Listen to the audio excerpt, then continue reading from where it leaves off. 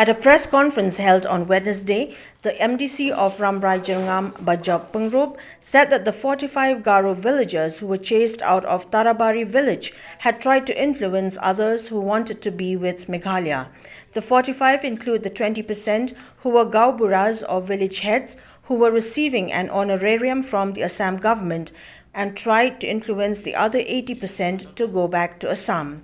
Pyngrope has also denied reports that presently Tarabari sector falls under Assam and that the current tension has not flared up because of the agreement signed between the two state governments of Assam and Meghalaya, but because of the differences among the villagers.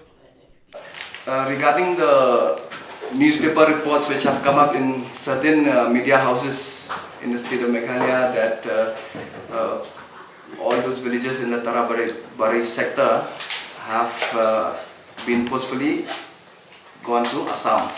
So our NPP, our party, we would like to clarify to the media, to the people of the state, that the entire Tarabari sector was never with Meghalaya.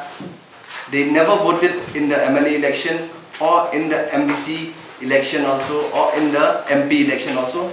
They were with Assam, but after the regional committees visited that area, since Tarabari also was one of the area mentioned in the area of differences.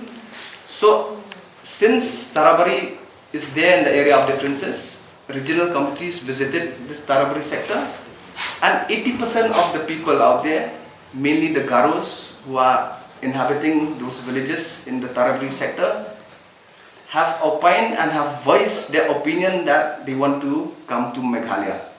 So basically, after what they have voiced, the committees have decided that the entire 4.69 square kilometer of the Tarabari sector will come under Meghalaya.